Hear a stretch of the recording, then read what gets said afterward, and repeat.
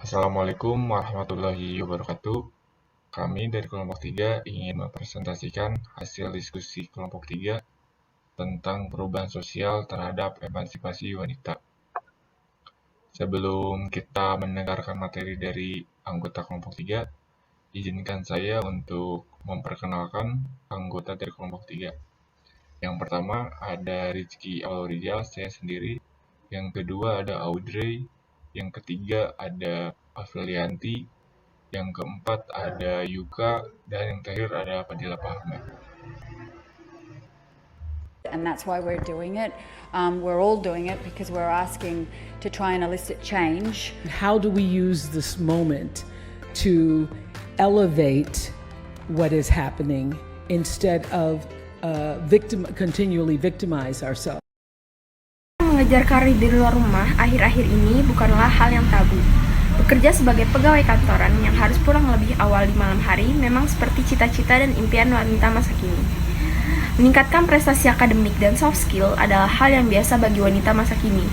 Akibatnya, lebih banyak wanita tampil depan umum, berprofesi sebagai pegawai kantoran, presenter, reporter, model iklan, artis, musisi, politisi, bahkan kuli bangunan pun ada.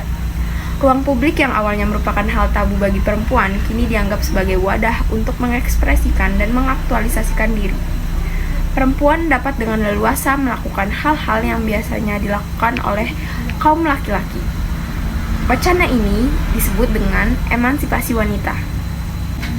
Persamaan hak dan kesetaraan gender menjadi makna utama dari emansipasi wanita.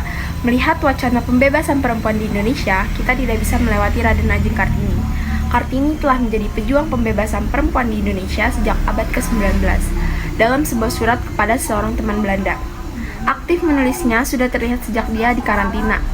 Ketika berusia 16 tahun, Kartini menulis esai antropologi tentang kebiasaan pernikahan kelompok Kojang Jepara.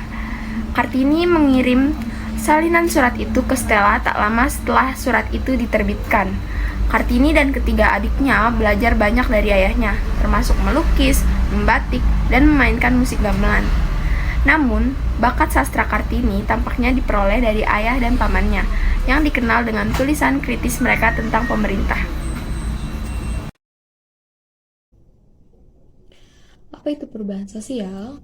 Perubahan sosial yaitu bagian dari kehidupan sosial di mana manusia adalah makhluk sosial, mulia, dan selalu tidak puas. Namun ada juga masyarakat statis di mana yang kita tahu bahwa lingkungan mereka berubah secara perlahan. Inti dari perubahan ini yaitu keinginan setiap masyarakat untuk terus berubah dan membuat keadaan menjadi lebih baik sesuai dengan kebutuhannya.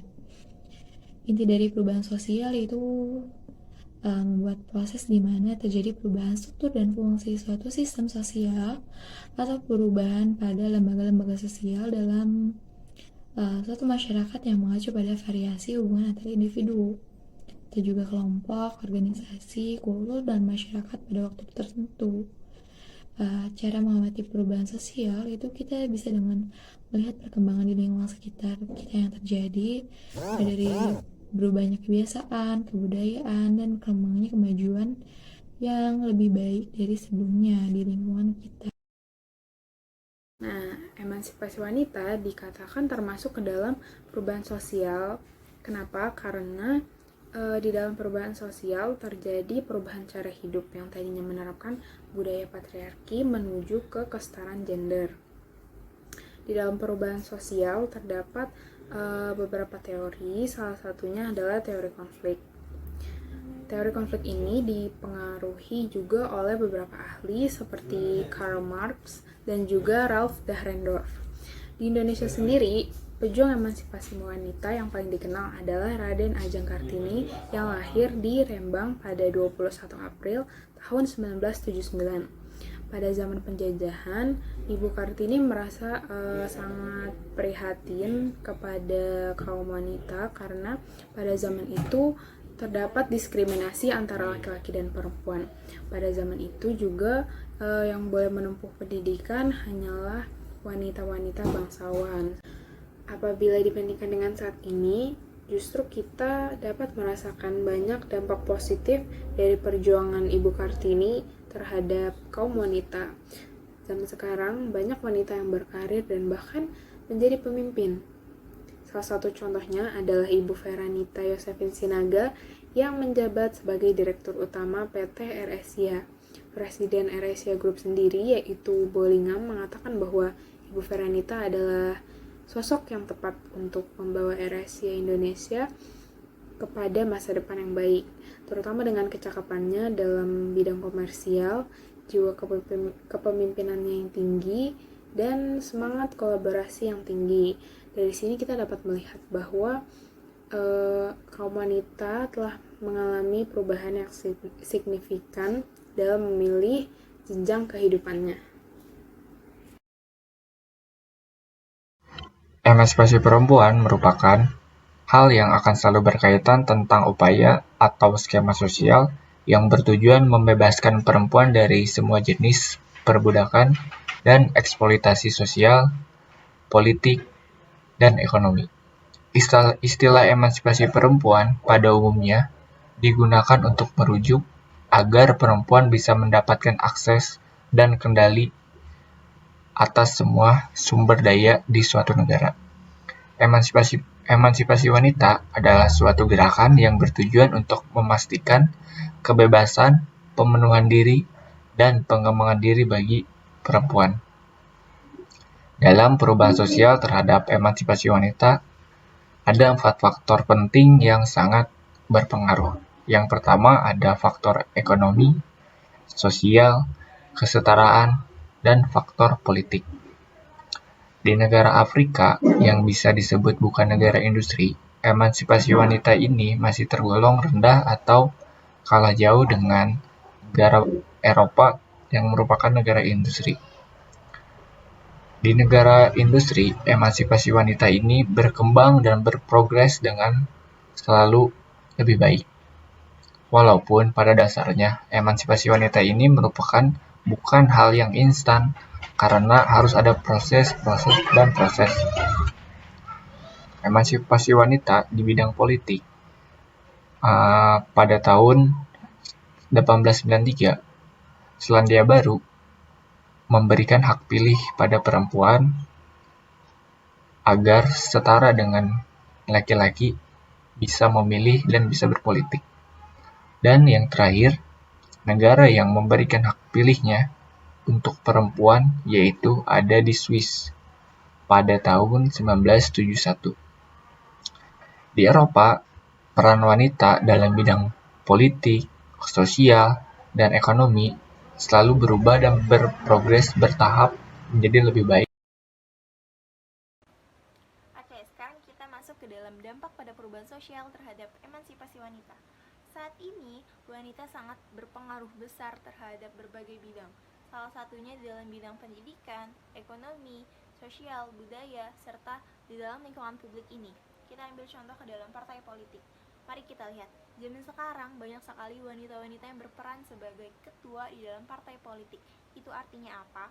Bahwa perempuan di Indonesia mampu serta dapat memajukan negeri ini, memajukan bangsa ini melalui sumber daya manusia yang berkualitas serta berintegritas. Namun ternyata emansipasi wanita ini memiliki dampak positif serta dampak negatifnya juga loh. Mari kita bahas satu-satu. Untuk dampak negatifnya itu, setelah adanya emansipasi wanita, banyak sekali wanita-wanita yang menyalahgunakan arti dari emansipasi.